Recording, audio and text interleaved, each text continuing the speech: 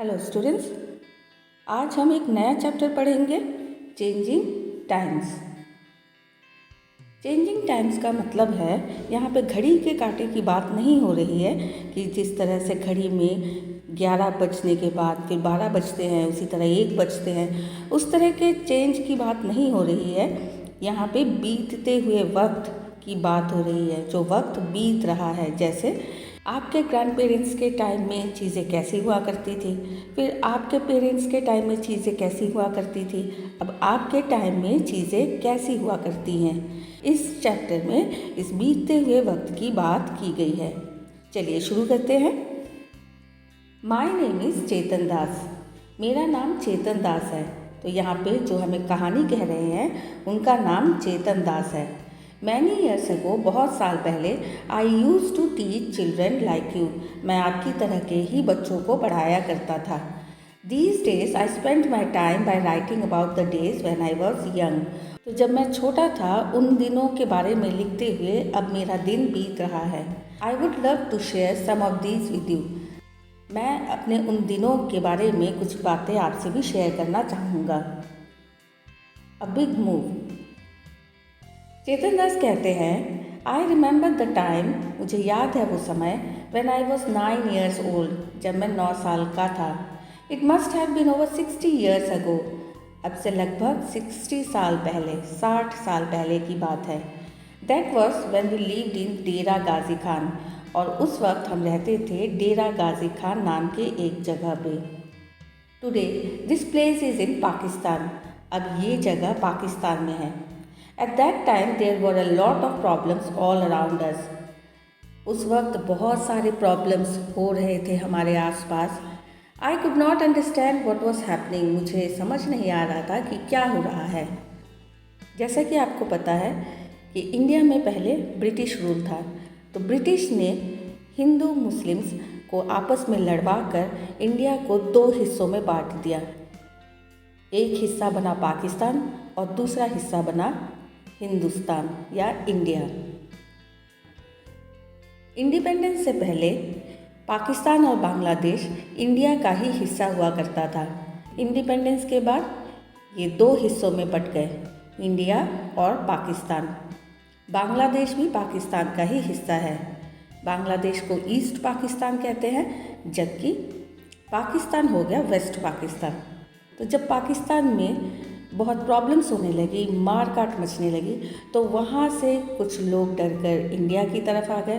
और इंडिया में भी जब इस तरह से प्रॉब्लम्स होने लगी तो यहाँ के कुछ लोग भी जाकर पाकिस्तान में बस गए। चेतन दास की फैमिली भी इसी प्रॉब्लम्स की वजह से इंडिया में आ गई। चेतन दास को ये समझ नहीं आ रहा था कि आसपास क्या हो रहा है, क्योंकि वो अभी 9 साल के बच्चे ही तो थे। वन डे बाबा टोल्ड अस, एक दिन बाबा यानी चेतन दास के फादर, एक दिन चेतन दास के पापा ने कहा that we had to leave our village, कि हमें अपना गांव छोड़ना पड़ेगा, and move to another place, और दूसरी जगह जाना पड़ेगा। I was sad to leave my house and my village. मैं बहुत दुखी था क्योंकि मुझे अपना घर, अपना गांव छोड़ना पड़ेगा, क्योंकि चेतन दास का जन्म ही तो वहाँ पे हुआ था, इसलिए उनके बहुत सारे दोस्त थे, है ना, उनका गांव, उनका स्कूल, ये सब उन्हें छोड़ना पड़ेगा जिनसे उन्हें बचपन से ही लगाव था।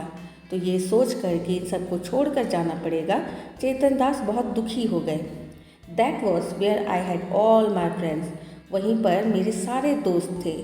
ऑल ऑफ अस, हम सभी, बाबा, अम्मा, अम्मा मतलब माँ, माई यंगर ब्रदर्स, मेरे छोटे छोटे भाई, एंड सिस्टर्स, और मेरी बहनें, एंड आई, और मैंने, took a train to come here, हमने ट्रेन पकड़ी ताकि हम यहाँ पर आ सकें। नियर दिल्ली, दिल्ली के आसपास। लाइक अस, हमारी तरह ही,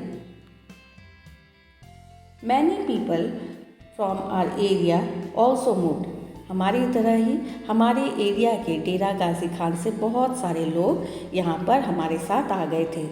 people were saying that our country was being divided into 2। लोग कह रहे थे कि हमारा देश 2 भागों में बट गया है, एक इंडिया और दूसरा Pakistan. Many people from India went to Pakistan. India के बहुत सारे लोग पाकिस्तान चले गए। Just like we move to India, जैसे हम भी इंडिया में आ गए, उसी तरह से इंडिया के बहुत सारे लोग पाकिस्तान चले गए। For some time we all stayed in a camp. कुछ समय के लिए हम सब कैंप में ठहरे। टेंट में लोग रहा करते थे। चेतन दास भी इस तरह के टेंट में रहा करते थे। We lived in big tents that were put up in huge ground. हम बहुत बड़े टेंट में रहते थे जो कि एक बहुत बड़े से ग्राउंड में बनाया गया था। अ न्यू होम, अब एक नया घर। One day Baba told us that we had been given some land in Sohna village. एक दिन बाबा ने हमसे आकर कहा कि हमें कुछ ज़मीन दी जा रही है सोहना गांव में। He said that we could build our house there। उन्होंने कहा कि वहाँ पे हम अपना घर बना सकते हैं। I was very happy क्योंकि अब तक चेतन दास टेंट में रहा करते थे, तो अब जब उन्होंने सुना कि हम अपना घर बना सकते हैं तो चेतन दास बहुत खुश हुए। Baba and Amma worked hard to make the house. बाबा और अम्मा ने बहुत मेहनत की घर बनाने में। वी चिल्ड्रन ऑल्सो हेल्प, हम बच्चों ने भी मदद की। बाबा डग द सॉयल, बाबा ने मिट्टी खोदी। डग मतलब खोदना, सॉयल मतलब मिट्टी। बाबा ने मिट्टी खोदी। And we quickly filled the pans and pass them on to अम्मा। हमने बहुत जल्दी उन मिट्टी को पैन्स में भरा। पैन्स एक तरह का कंटेनर है, जैसे आप पिक्चर में देख पा रहे हैं। तो पैन्स में हमने मिट्टी को भरा और हमने अम्मा को पास किया। तो इस तरह से बाबा ने मिट्टी खोदा, बच्चों ने उन मिट्टी को पैन्स में डाला और डाल के अम्मा को पास किया। गुड़िया एंड अम्मा मिक्स्ड हस्क इन इट। गुड़िया और अम्मा ने इसमें हस्क मिलाया।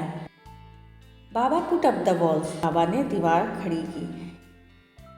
We brought cow dung from nearby houses, हम पड़ोस के घर से गाय का गोबर लाए। अम्मा mixed it with the mud, अम्मा ने इसको मिट्टी के साथ मिलाया।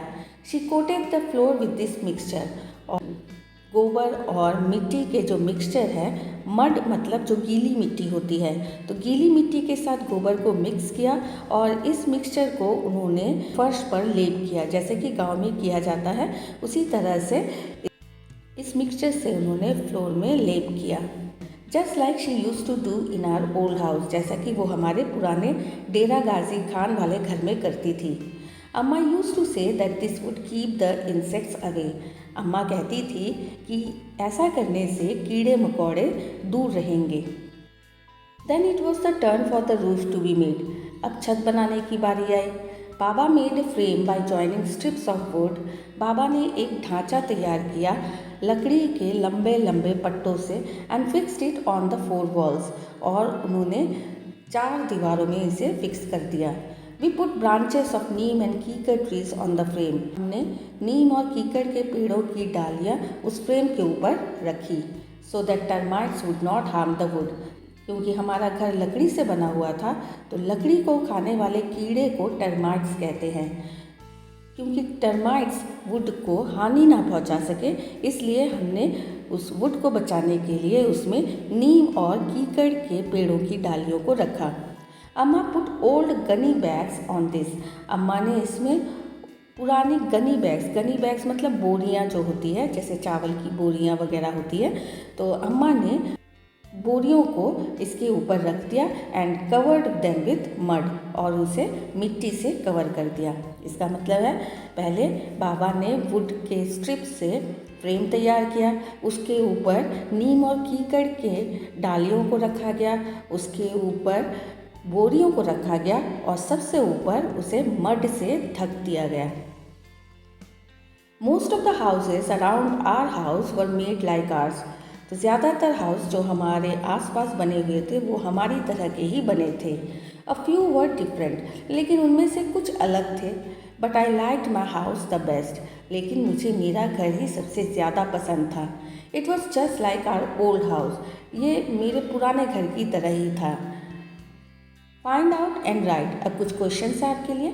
Talk to any one of your grandparents, अब आपके घर में दादा दादी नाना नानी होंगे या कोई बड़े बुजुर्ग होंगे, तो उनसे ये क्वेश्चंस पूछिए। When she or he was 8 or 9 years old, जब वो 8 या 9 साल के बच्चे थे, where did she or he live? कहाँ पे वो रहते थे?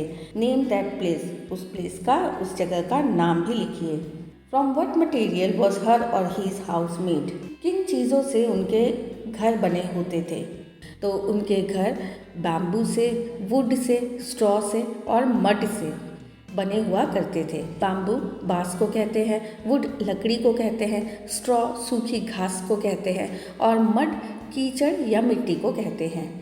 Did they have a toilet in their house? क्या उनके घर में टॉयलेट हुआ करता था? जैसे अभी हमारे घरों में टॉयलेट हुआ करते हैं, तो क्या उनके घरों में भी टॉयलेट हुआ करता था?